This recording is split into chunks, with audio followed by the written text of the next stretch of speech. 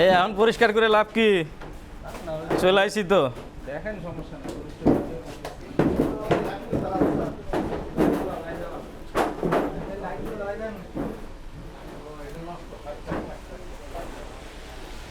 এই যে টেবিল টুবিলগুলো কি আপনারা মাসেও একবার হাত দেন না? প্রতিদিনই সাফ করা হয়। প্রতিদিন সাফ করলে চেহারা এরকম কেন?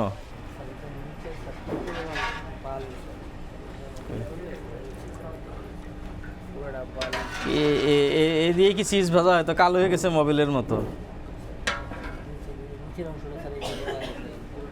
এই তেল আর কয়বার ইউজ করবেন বলেন তো? বেশি না, আরো 2-3 বার তো করা যাবে, তাই না আপনাদের হিসেবে?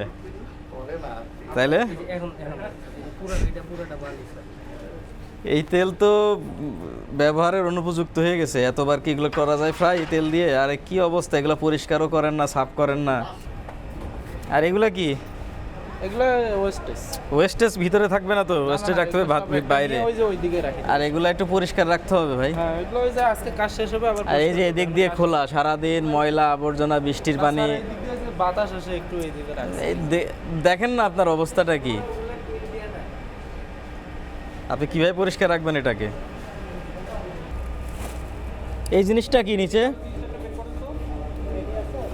আপনি একটু বের করেন, দুই সাইড দেন, এটা বের করেন। কি এটা? হ্যাঁ, মার্জালি। খোলেন। পশ্চিম মার্জালি। মার্জারিন ঠিক আছে, কিন্তু আপনি এইভাবে ময়লা পলিথিনে রাখছেন কেন? এই যে ময়লা সয়লা হয়ে আছে, এটা মানুষকে খাওয়াবেন না? আপনি নিজে খাবেন না? এটা রুচিবোধের তো মানুষের বিষয় আছে। আবার ফ্লোরে ফেলায় রাখছেন আপনি কোনো কার্টুন ফাটুন ছাড়া। ওই বালতিতে কি টান দেন তো।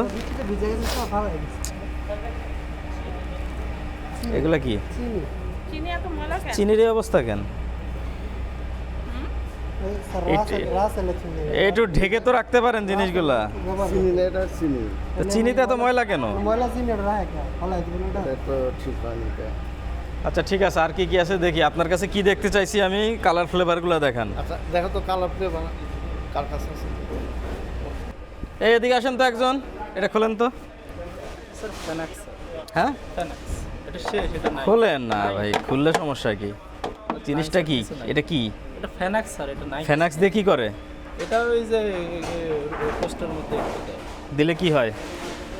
এটা এমনি ওই যে দেখে মেডিসিনের জন্য একটা। মেডিসিনের জন্য এই ডাক দেন কারিগরকে, মেন কারিগরকে। স্যাকারিন। হ্যাঁ, স্যাকারিন। স্যাকারিন। স্যাকারিনকে অনুমতি আছে দেওয়ার? আপনি তো কারিগর, বিএসটি মানদণ্ডে মাল বানাতে হলে স্যাকারিন পারমিটেড কিনা? স্যাকারিন তো এখন সব জায়গায় নিষেধ, তা আপনি কেন স্যাকারিন ইউজ করবেন? আপনার তো চিনিও আছে দেখলাম এখানে। চিনি আছে। স্যাকারিন কেন দিবেন আপনি? এটা রাখছেন তো অবশ্যই ব্যবহার হয়, দেখি তো বোঝা যাচ্ছে এটা ব্যবহার হয়। চামিচ কি এই অবস্থা কেন? এগুলা কি একটু ক্লিন করা যায় না? জি স্যার। তো এই অবস্থা কেন? আপনারা যদি এই চামিচ দিয়ে এখন খাইতে দিয়ে আপনি খাবেন বা কোনো করবেন, এটা খাবারের মধ্যে দিতে পারবেন এই চামিচ? বের করেন, চামিচটা বের করেন, রাখেন, এগুলো রাখেন, স্যাকারিন রাখেন। এই চামিচ আপনার ফুড ইন্ডাস্ট্রিতে এইরকম পরিবেশের এই চামিচ দিয়ে কারো রুচি হবে? আপনাকে যদি এই চামিচ দিয়ে এরকম কেউ খেতে দেয় আপনি খাবেন? এটা তো একদিনের না, আপনি গামিচের চেহারাটা দেখেন, এটা দীর্ঘদিন এভাবে ইউজ করতে করতে এই অবস্থা। আপনারা মানুষকে একটা খাবার খাওয়াবেন, সেটা যদি আপনি পরিষ্কার পরিচ্ছন্ন না খাওয়ান, আপনি নিজে যেটা খাবেন না সেটা আরেকজনকে কেন খাওয়াবেন আপনি? এটার মধ্যে কি বের করেন? হ্যাঁ, খোলেন না, একটু দেখি না, চেহারা দেখি। এটা আর এটাতে কি ছিল? এটা কি? দুধ? হ্যাঁ, কিসের দুধ এটা? এটা কিসের দুধ আমারে বুঝান। হ্যাঁ, কি হয়ে?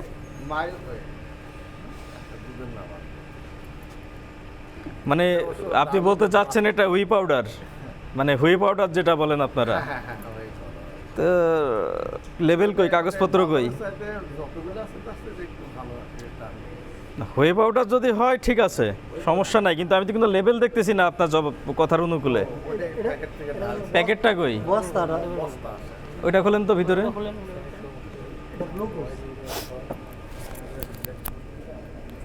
ও ডেক্সট্রোজ মনোহাইড্রেট, হ্যাঁ ঠিক আছে। আচ্ছা ঠিক আছে, গ্লুকোজ ঠিক আছে, সমস্যা নাই। তাই আপনার চিনি আছে, গ্লুকোজ আছে, স্যাকারিন কেন? না ইদানিং না, আপনার এখানে যেহেতু পাইছি, এটা আমি ধরে নেব আপনি আজকে ইউজ করছেন। চিনির দাম তো এটা চিনির পরিবর্তে না, চিনির দাম কম হলেও আপনারা এটারে ইউজ করেন আর কি। কারখানায় যেহেতু পাওয়া গেছে, আপনার ঘরে যেহেতু পাওয়া গেছে, তার মানে এটা আপনার ইউজ হয়। আর তেলের ড্রাম তো আপনাকে বললামই, হয় ড্রাম ময়লা নাহলে তেল ময়লা, যে কোনো একটা।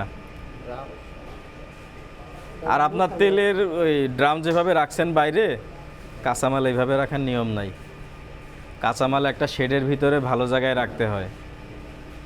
আর মালামাল তো আল্লাহর রাস্তায় রাখছেন সব একেবারে, যে কিভাবে রাখছেন মাটির উপর ছড়ায় ছিটায়, কোনো নিয়ম কানুন নাই। ওই যে ডালটা রেখে দিয়েছেন খোলা, ওর কার্টুন করে একটা পলি দিয়ে মোড়ায় রাখেন, মার্জারিন রাখছেন, মার্জারিনের দুনিয়ার ময়লা, চিনির মধ্যে ময়লা, মানে বিন্দু মাত্র আপনাদের কোনো সতর্কতা নাই। আর সবার উপরে বড় কথা হলো বিএসটিআই লাইসেন্সটাই নাই। হ্যাঁ এই তো এগুলাই খুঁজতেছিলাম, এটা হলো ইমপ্রুভার সম্ভবত, হ্যাঁ ব্রেড ইমপ্রুভার। এটা ইস্ট। এই যে ইমপ্রুভার দেন, একটা খামিরের সাইজ কত হয়? 30 কেজি খামিরে ইমপ্রুভার কতটুক দেন? 30 গ্রাম। বিএসটিআই স্ট্যান্ডার্ড অনুযায়ী দেওয়ার নিয়ম কত জানেন না আপনি? আদৌ আসলে নিয়ম মানতেছেন না আপনি নিজেও জানেন না, কোনো গাইডলাইনই আপনাদের নাই।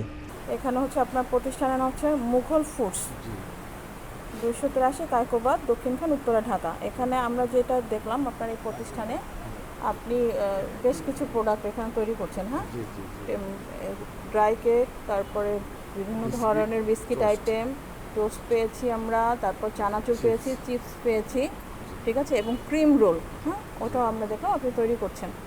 তো আমরা প্রতিটা জিনিসেরই আমরা পরিবেশ যেটা দেখেছি ঘুরে ফিরে, আমাদের সাথে বিভিন্ন মিডিয়াও ছিল, আমরা কিন্তু কোনো সন্তোষজনক পরিবেশ এখানে দেখি নাই। আপনার কিন্তু অনেকগুলো ওয়ার্কার্স এখানে কাজ করছেন, তাদেরকে যে যদি আপনি শুধু পণ্যটা তৈরির পাশাপাশি যদি আপনি পরিষ্কারের ব্যাপারে যদি নজর না দেন, তাহলে তো এরকম পরিবেশ হবেই। আপনাদের মেইন ফোকাস থাকে কি খালি পণ্যটা উৎপাদন করো, ওইটা বাজারজাত করো, ওইটা কিন্তু আশপাশে না, কিন্তু কাজ শেষে আপনার ফুডের মধ্যে তো আপনার আলটিমেটলি যখন তৈরি করছে তখনই তো ময়লাগুলো ঢুকে যাচ্ছে। কাজ শেষে করলে তো লাভ নাই, আপনাকে তো আগেই পরিবেশটা সুন্দর করে তারপর সেটা প্রোডাকশনে যেতে হবে, কিন্তু সেটা কিন্তু করা হয়নি। এবং আপনার বেশ কিছু প্রোডাক্ট, আপনার তেলের যেটা আমি দেখলাম, এটা কিন্তু মোটেও সন্তোষজনক কোনো অবস্থা সেটা ছিল না, যথেষ্ট ময়লা আবর্জনা পণ্য। আপনার চিনির অবস্থা ভালো না, আপনার যে দুধ যেটা ইউজ করছেন সেটা আমরা দেখলাম ভালো না, এবং আমরা কোনো ক্রিম রোল যেটা সেটা আমরা পরিমাপে কম পেয়েছি। আপনি একদম ফুল প্যাকেজ করা যেটা আপনি এখন বিক্রি উপযোগ্য, সেখানে আমরা 250 গ্রামের জায়গায় আমরা মাত্র এই কৌটা সহ আমরা 203 গ্রাম পেয়েছি। এটাও কিন্তু আপনার একটা অপরাধ।